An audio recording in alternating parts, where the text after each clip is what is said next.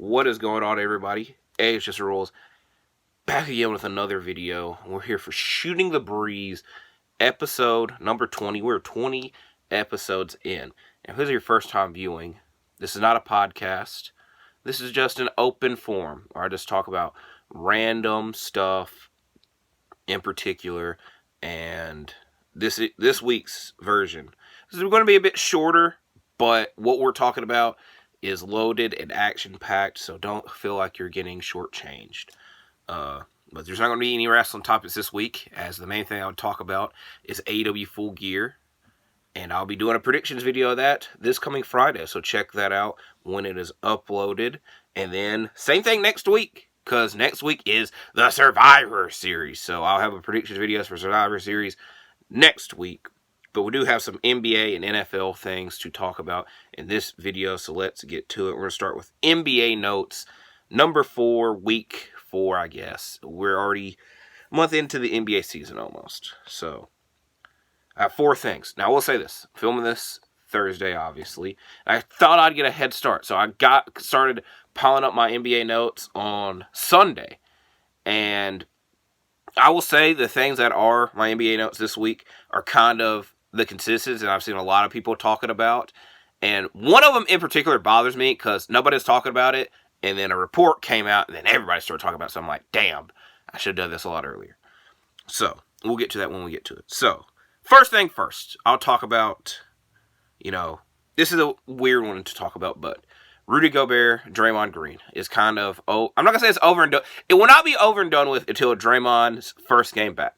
But Draymond Green got suspended for putting Rudy Gobert in a headlock as he thought that Rudy Gobert was trying to attack, or I guess the better word is harm, his teammate Klay Thompson as he was in his own skirmish with Jaden McDaniels.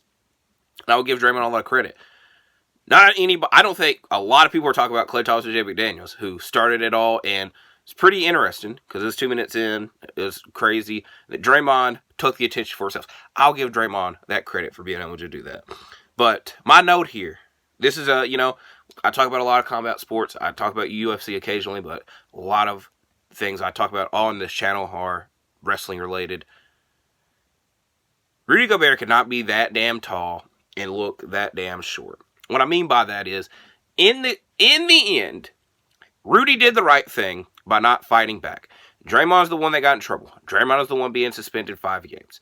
Now, Rudy Gobert might have a new leave because in the past, he's gotten in some skirmishes. Obviously, one that is most noted is the one last year with Kyle Anderson. I remember one in particular he had with Miles Turner. And again, he's probably had some more. But those are the main 2 that come to mind. Like I said, maybe it's a new day. He don't want to fight back. So, he does get put in the headlock. Then he does the Bret Hart, like, what the hell? What am I supposed to do? So, I'll say this. He did the right thing by not fighting back. That's what you're supposed to do.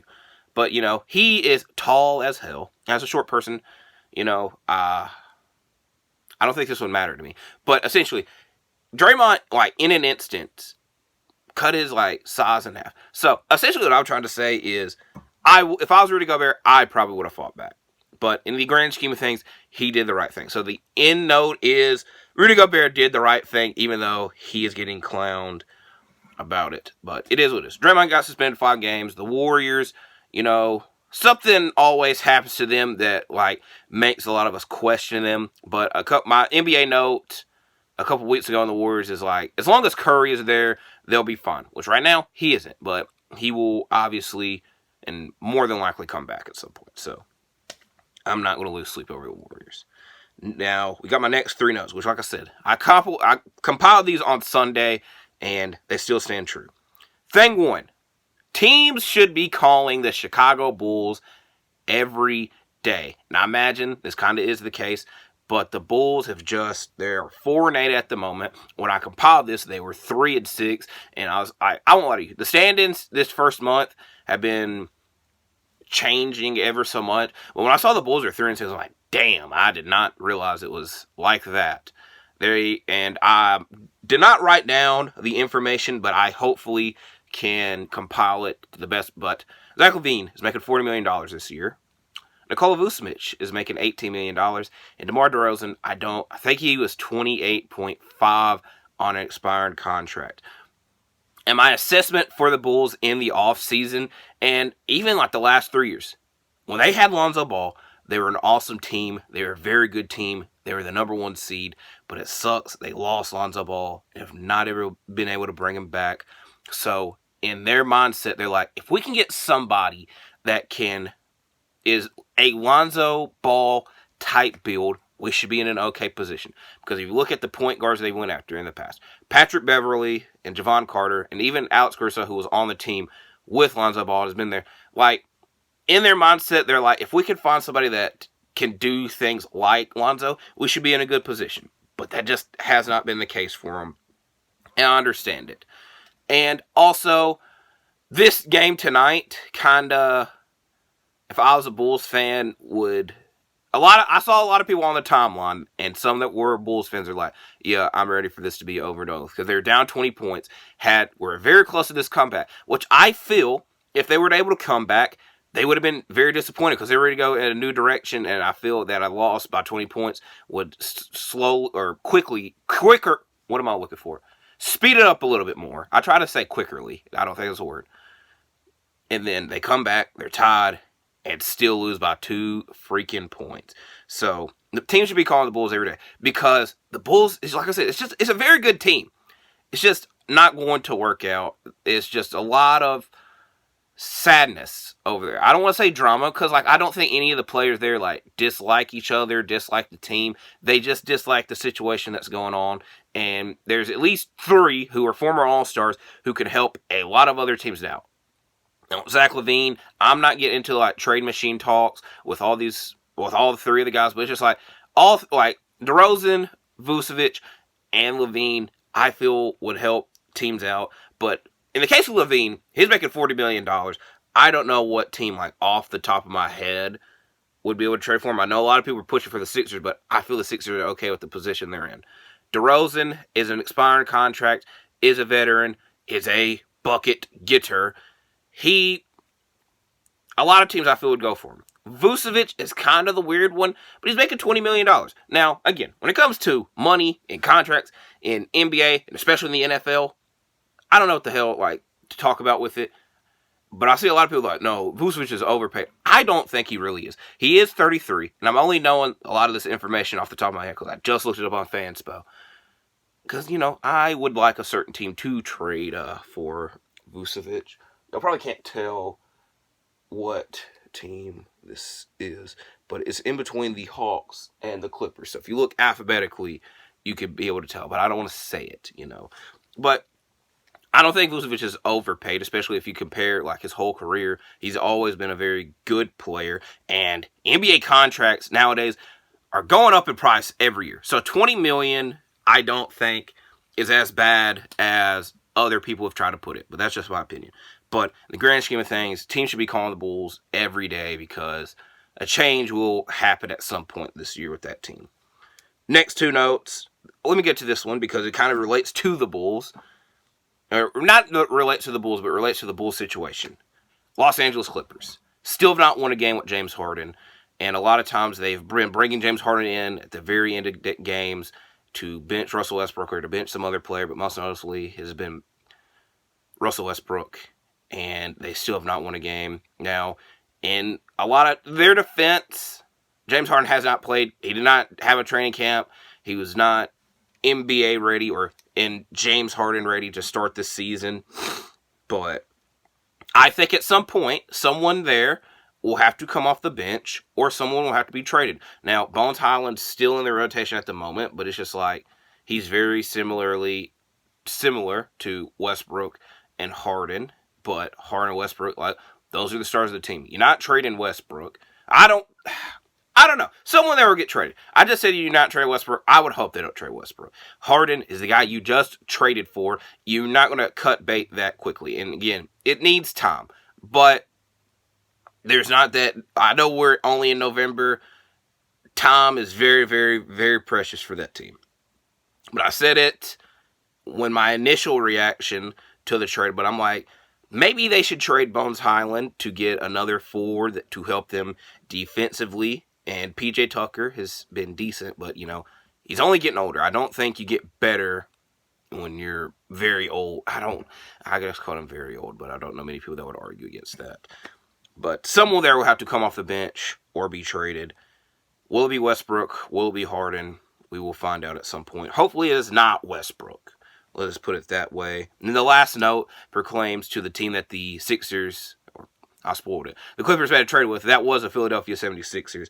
And I overcomplicated my most improved player prediction, and I said Franz Wagner. Now, to be fair, a lot of people did say that, and I take a little special... I pay special attention to the most improved player award because it's just like, there's no set criteria. I say this every time. There's no set criteria. It's just such a weird award, and a lot of people that can win it, and you're like, oh, they won it. I overcomplicated. I think right now, week 4, Tyrese Maxey will win it. Now, why I say this, because I made a video that I'm very proud of because I put a lot of research and I always kind of had this thought process on it. And this will be the last time I say this because, like I said, in the grand scheme of things, you can just watch the video. But I was essentially saying, I looked at the previous most improved player award winners, and a lot of them were in the starting lineup and had a good role in the starting lineup, had statistical improvements, which those are 2 guarantees. Now, the first one, the starting lineup, if you're coming off the bench and doing this stuff, you probably should be in the 6th man of the year category. So the other 2 things that I realized are they're either still on their rookie contract or are a first-time All-Star. In the case of Tyrese Maxey, he's definitely still on his rookie contract, last year of it, and he more than likely will be a first-time All-Star. And like I said, I overcomplicated my most improved player prediction, but right now I feel he's more than likely going to win the award. And like I said, I know we have a whole season left. I don't know if there's much a lot of other players can do that could change that. But, like I said, we have a whole season left. We shall see what happens. So those are my NBA notes for the week. Now we get to my Week 11 NFL predictions, and I will not be talking about my Week 10 predictions because I did very bad. But teams on a bye week: the Atlanta Falcons, the Indianapolis Colts, the New England Patriots, and the New Orleans Saints. And like I said, this is a very good slate of games from Thursday to Monday. Let's get to it. The first game, Bengals at Ravens. Both of them had heartbreaking losses last week. Bengals against the Texans, and the Ravens against the Browns. I'm very upset the Ravens lost because I like rooting for the Ravens, and they, I think, had that game sealed, and they just slowly let it get away from them. So, that being the case this week, I think I'm going to lean towards the Ravens because the Ravens were at least comfortable in that Browns game. They are home again. Hopefully they use this game as redemption for losing last week. Now, if that's the case, a lot of people are going to be like, oh my God, the Bengals lost, and because they're 5-5 right now. And are they 5-5 right now? It might be 5-4. I'm pretty sure I was there 5-5. Anyways, every week we're going to have this discussion of because this week the discussion has been about the Bills, which we'll get to that when we get to it. But it's just like the AFC is loaded at the moment, and we're going to have a discussion every week, oh my God, is this team going to make the playoffs? Is this team actually that good? And I feel if the Bengals are to lose that game, that will be the discussion at least over the weekend. Then Sunday's going to happen, and that might change again. But for now, I feel that would be the discussion. I'm going to pick the Ravens. Next, Cowboys at Panthers. Shout out to Dak Prescott. In my fantasy, I have 2 fantasy leagues. I bring them up every once in a while. I don't like bringing them up that much because I have 2, so it could get confusing which one is which. But I will say, in this one in particular, Patrick Mahomes is my quarterback, and Dak Prescott is my backup quarterback. And Patrick Mahomes was on his bye week, obviously, this week. And Dak was the starter, and he put up 38 points. Shout out to him. And I'm not a Dak Prescott hater. I'm definitely not a fan of the Cowboys. But anytime the Cowboys do bad, it's a good thing. But I feel Dak Prescott kind of gets dragged into that. But I like Dak Prescott. I like Dak Prescott. I just, if he went on the Cowboys, he would be way more likable. But that, it's not really his fault. But shout out to him. And I anticipate the Cowboys are going to win this game.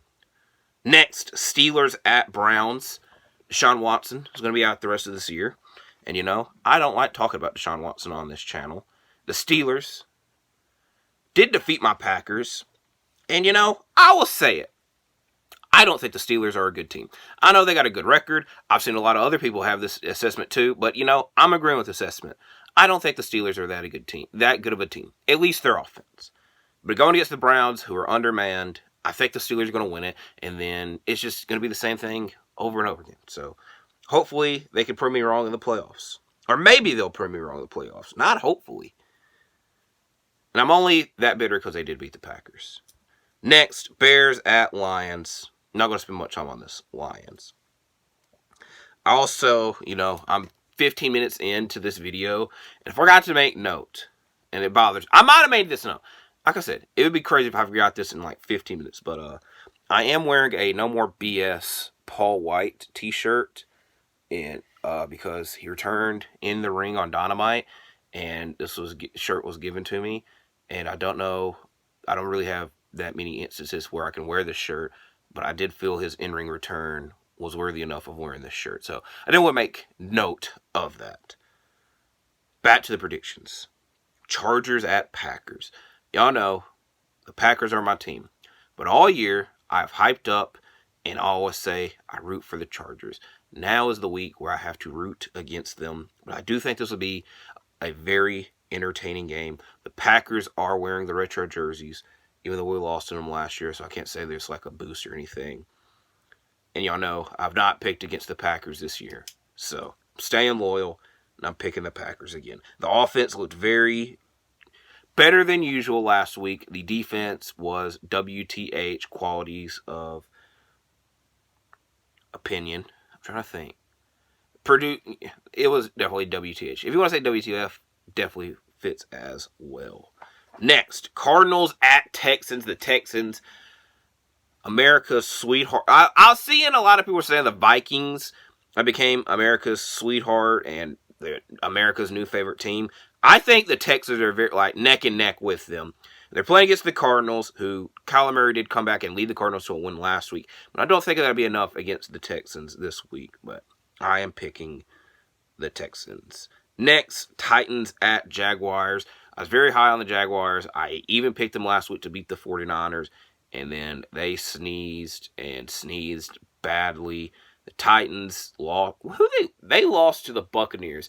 And it was not really that close of a game, but it was not as bad as the Jaguars lost. So, must need it. I'm not going to say must win for either team, but it would be very nice to get the win. That way they forget about their losses the previous week. I'm going to go with the Jaguars. Now, Raiders at Dolphins. A game I think will actually be very good. I know a lot of people were kind of gotten on the assessment that the Dolphins can't beat an above 500 team. But right now, the Raiders are a 500 team because they are 5-5. So I don't know, because like I said, they can't beat an above 500 team. They definitely can beat below 500 teams. Can they beat an actual 500 team? Like I said, I think this is going to be an entertaining game. I should pick the Raiders to be different, but I'm going to pick the Dolphins. And I will say, if they lose this game, I will definitely look at the Dolphins differently. Like I said, a lot of people already do that. I really don't. But if they lose this game, I think I will start to. Next, Giants at Commanders. I'm going to pick the Commanders, even though the Giants don't look like the best team. They did lose to them earlier this year. But hopefully they can change that this time around. Next, Buccaneers at 49ers. I'm going to pick the 49ers. Jets at Bills. Like I said, a lot of people, after losing on Monday Night Football, are coming after the Bills. And normally, when they play the Jets, they suck at when they play the Jets in New York, MetLife Stadium. Those technically both are in New York to some extent. The Bills need this. The Bills need this. I don't like saying must win, especially, but a lot of people are like, are they going to make the playoffs? Are they going to make the playoffs? And like I said, the AFC is very loaded. If they want people to believe in them again, believe in them again. That didn't really work out. They'll win this game. Like I said, I might have to sneeze. Hopefully I don't, because if I do, I won't stop. We've got 3 games left. Seahawks at Rams. I'm going to pick the Rams. I'm going to be different. Hopefully Stafford is back. Hopefully throws lots of touchdowns to Cooper Kupp. I'm going to pick the Rams, just to be a little bit different. And like I said, I'll apologize to the Seahawks next week if that's the case. Now, Sunday Night Football. Vikings at Broncos. A lot of people proclaim that both these teams sucked like 3 weeks into the season and that they should throw their seasons away. And they have changed that. They have won as of recently. The Vikings have won without Justin Jefferson, who was more than likely will come back and play this week and as a big time matchup because he's on Sunday Night Football. And the Broncos just got a big time victory over the Bills. They've beaten the Chiefs as of recently. I feel like I know one victory that I'm not going to bring up, but I feel like they have like another impressive victory. But, it's a good matchup. Is it good for Sunday Night Football?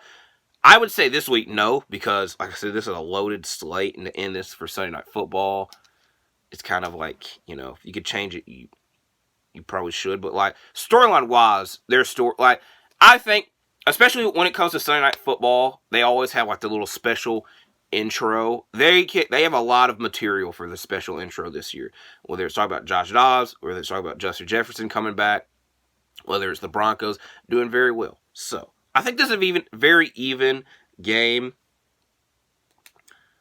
I think I'm going to go... Ooh, this is difficult. This one is very difficult. I think I'm going to go with the Vikings. I think, this is fantasy bias because I do have Justin Jefferson on one of my teams. So, I'm going to go with the Vikings. Then we get to the last matchup, the one that is in the thumbnail of this video. A Super Bowl rematch. Now, I will check this out because I do think I wrote it wrong. So, I need to double check because I write down all of my notes. And I did write down Eagles at Chiefs. I think it's the other way around. So, I'm double checking that now. And it will bother me because this is in pen. I can't erase this. NFL. Week 11. Go to the bottom because this is the last game. It is not. It's in Kansas City. Oh, wow. Does that change things? No. I think I was going to go with the Eagles to begin with. Actually, no. It does change things. I'm going with the Chiefs. They have not looked like the Chiefs of the past couple of games that we've seen them. The Eagles, it's been up and down, but that kind of has always been how the Eagles have performed. But I do think this will be a very good game. Let me also double check that the Grizzlies do not play on Monday. Hopefully they don't. That way I can enjoy it. The Grizzlies are on a very weird schedule because they do not play again until Saturday. So this is freaking Thursday now. I don't have to worry about the Grizzlies Thursday or Friday. I didn't have to worry about them Wednesday.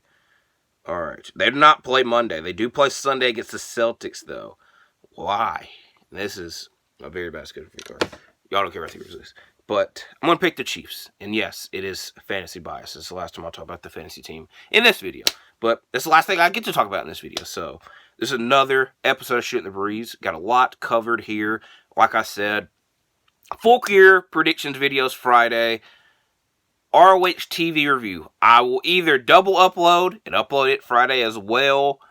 There's a possibility that I might wait and upload it Saturday. It just depends on how loaded the episode is, I feel, which for the matches that there's one match in particular, El Hijo del Vikingo and Commander versus Christopher Daniels and Matt Sydal, and I'm like, oh my, that actually, it more than likely will be a double upload because they're also supposed to solve this TV title, what the hell's going to happen situation. So more than likely a double upload tomorrow. So hopefully we can enjoy these slates of NFL games, the NBA constantly going on, and the immense amount of wrestling that we have been getting as well. So, thank you for watching this video.